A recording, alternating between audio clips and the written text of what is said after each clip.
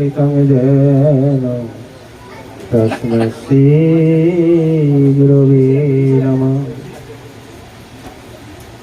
वन्दे गुरुन् ईशभक्तान् ईशं ईशवतारकन् तत्प्रकाशं सतच्छक्ति कृष्ण चैतन्य संगकम्। वन्दे श्रीकृष्ण चैतन्य नित्यानन्द सहोदितो गौरदय पुष्पवन्तो चित्रो छन्दो गमनुतो यदद्वैतं ब्रह्मगुणसदी तदोऽपि यस्य तनुभा च आत्मान्तर्यामि पुरुषैति स्वस्तां सविभो षडैश्वर्यपूर्ण भगवान् स्वयं अयं न चैतन्य कृष्ण जगति वरतत्वं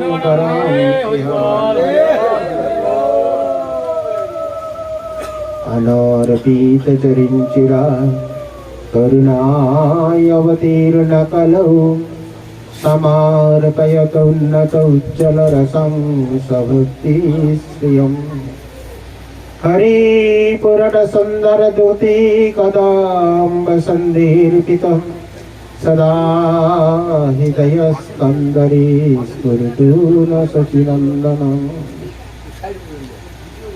पुलिन्दिवरकान्तिं बिन्दुवदनं वरावतं सप्रियं शिवशङ्कमुदारं कस्तवधरं पीताम्बरं सुन्दरं गोपिनं नयनपलार्चिततनुम्। गोपसंगावृतं गोविन्दं कलवेणुवादनपरं दिव्याङ्गभूषं भजे। कस्तूरीतिलकं ललाटपटले वक्षस्थले कौस्तुभं नासाग्रवरमत्तिकं करतले वेणुकरिकङ्कणम्।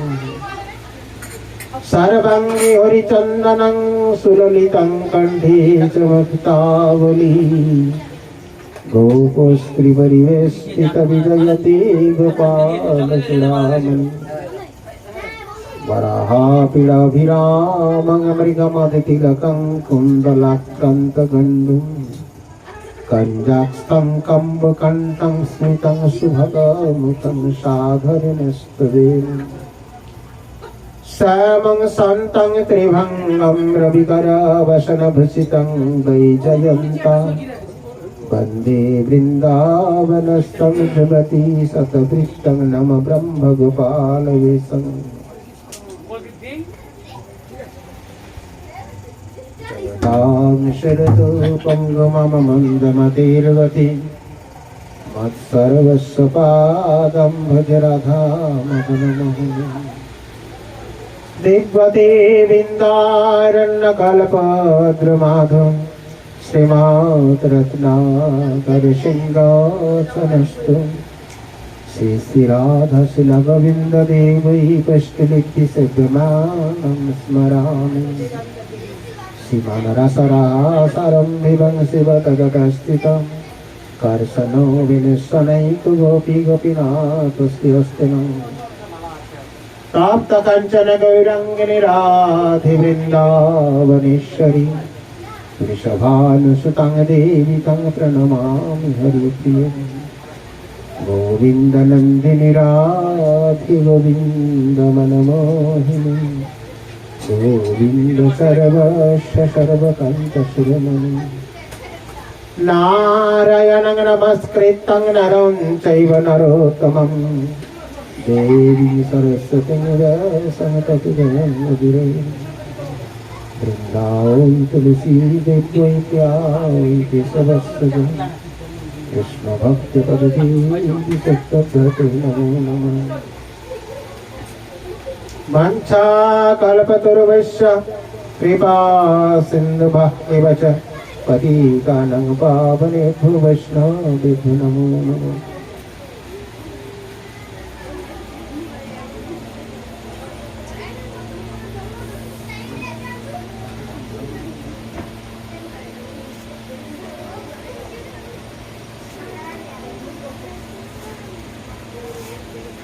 সব ওই সাইডে আর এদিকে ফাটে দিতে सर्वग्रे शिशि হরে গুরু বৈষ্ণবে আহিতুকে কৃপা ভিক্ষা করে অদ্য বৈবস্ততমনন্তরের অষ্টবিংশতিতম কলিযুগে পঞ্চশত চতুরংশত গৌরাব্দে শুভ আষাঢ় মাসে বর্ষাবনা নিবাসী সীতানাথ দাস মহাশয়ের বাসগৃহে উপস্থিত বৈষ্ণবদের শ্রীচরণে দণ্ডবত প্রণাম জানিয়ে এবং উপস্থিত অন্যান্য শ্রদ্ধালু সজ্জনবৃন্দকে যথোচিত সম্মান জ্ঞাপন পূর্বক ভক্ত ভগবানের অমৃতময় লীলা কথা শ্রবণ করি আত্মমঙ্গল বরণ করার চেষ্টা করছি। নিতাই গৌর প্রেমানন্দে। একটু আপনারা কথা বলাটা একটু বন্ধ করুন। বাড়িতে আর 1-1.5 ঘন্টা পর কাউকে পাবেন না। অতএব আপনি নিজে যদি এত চিৎকার করেন আর একটু কাছাকাছি সব চলে আসুন।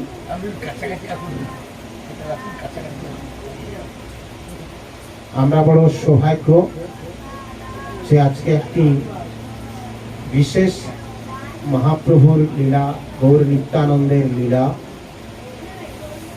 সেই নিত্যানন্দ প্রভুর লীলা এবং চৈতন্য ভাগবত থেকে আমরা যেমন শ্রবণ করি, সেখান থেকেই লীলা কথা শ্রবণ করব। ষড় গোস্বামীর মধ্যে অন্যতম শ্রী রঘুনাথ দাস গোস্বামী। সেই রঘুনাথ দাস গোস্বামীর একটি বিশেষ যেটা আখ্যায়িত হয় দণ্ড মহোৎসব, দধিচিড়া মহোৎসব।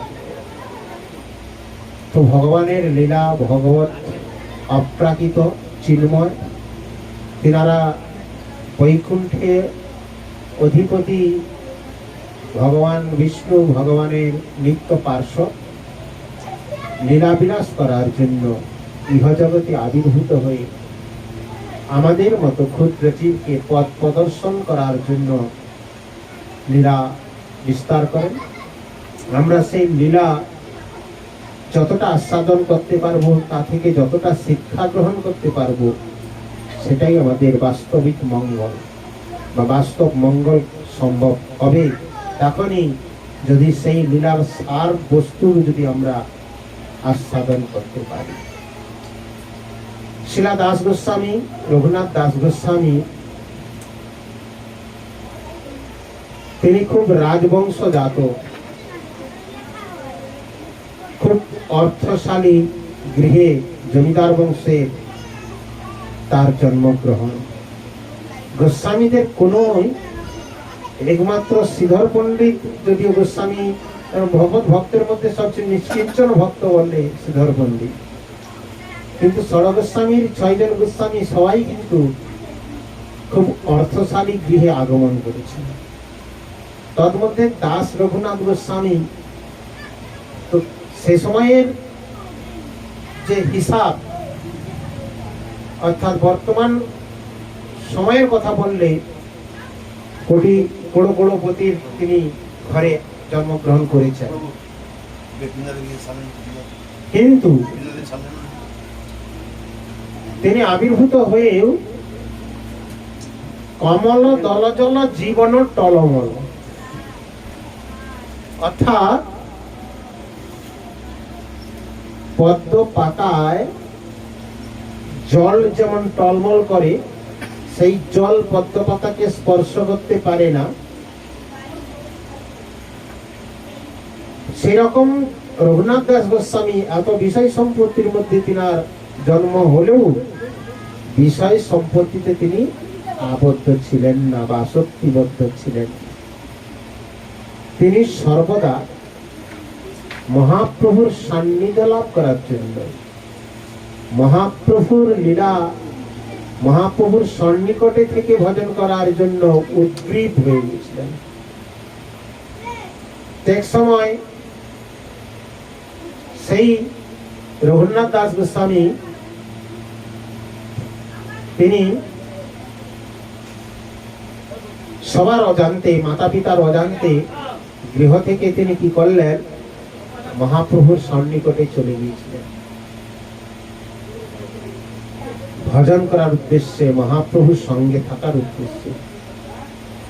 তো মহাপ্রভু বলেছিলেন যে মর্কট বৈরাগ্য না করো লোক দেখাইয়া, যথাযোগ্য বিষয় ভঞ্জ অনাসক্ত হইয়া, অন্তরে নিষ্ঠা করো বাহ্যে লোক ব্যবহার, অচিরা কৃষ্ণ তোমায় করিবেন উদ্ধার। হৃদয় গৌর প্রেমানন্দে হবে।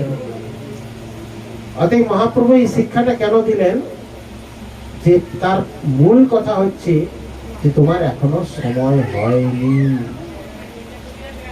অতএব বাইরে মর্কটের মতো, বানরের মতো বৈরাগ্য দেখানোর কোনো প্রয়োজন নেই। অন্তরে নিষ্ঠা করো, নিষ্ঠাটা অন্তরে করতে বলেছে, আর বাইরে লোক ব্যবহার। গৌড়ীয় সিদ্ধান্তে গৌড়ীয় গুরুবর্গগণ আমাদের ঠিক তদ্রূপ শিক্ষাটাই দেয়। অনেকে নোংরা কাপড় চোপড় পরে, অনেক দাড়ি চূড়া রেখে বৈরাগ্যের ভান করে দেখায়, তো এটা গৌড়ীয় শিক্ষায় নেই। গৌড়ীয় ভজন মানে বাইরের পরিবেশের অনুযায়ী আপনার জীবন যাপন হবে, কিন্তু অন্তরটা পুণ্ডরিক বিদ্যানিধির মতো হবে। ভগবত কথা, ভগবত কীর্তন, ভগবত সেবা যেখানে, সেখানে আনন্দের উৎফুল্লিত হৃদয় হবে, তার বহিঃপ্রকাশ করার প্রয়োজনীয়তা নেই।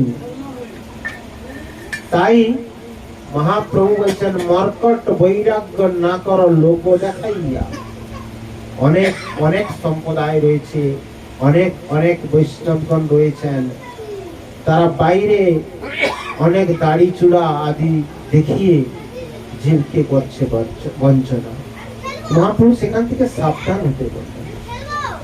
তাই বলছেন অন্তরে নিষ্ঠা করো, নিষ্ঠাটা অন্তরের ভিতর, ভগবত ভজনটা অন্তর থেকে করো, বাইরে লোক ব্যবহার। অচিরা কৃষ্ণ তোমায় করিবেন উদ্ধার। ভগবানের যখন কৃপা লাভ করবে, তখন অটোমেটিকলি তুমি ওই সংসার ত্যাগ করে চলে আসবে। এই কথা শ্রবণ করে শিলা দাস গোস্বামী, রঘুনাথ দাস গোস্বামী তিনি পুনরায় গৃহে এলেন। তো সেই গৃহে আসার পর তেনাদের যে গৃহের সন্নিকটস্থ একটি মন্দির রয়েছে, অর্থাৎ আগেকার দিনে যারা অর্থশালী জমিদাররা ছিলেন, তাদের বাড়িতে দেবালয় থাকতেন, সেখানে বিশেষভাবে লক্ষ্মী জনার্দন, লক্ষ্মী নারায়ণ ভগবানের বহুবিধ রূপে তার আরাধনা হয়। হ্যাঁ, তো সেই রকম সেই মন্দিরের প্রাঙ্গণে তিনি একটি গলবস্ত্র বিছিয়ে শুয়ে থাকতেন।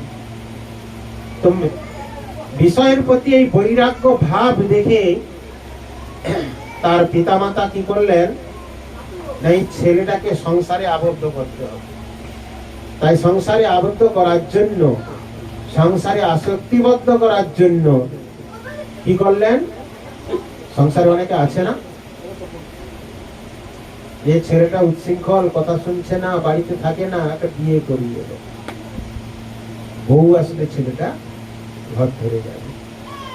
গ্রামীণ নীতি, সেই নীতি অনুযায়ী রঘুনাথ দাস গোস্বামীর পিতামাতা কি করলেন,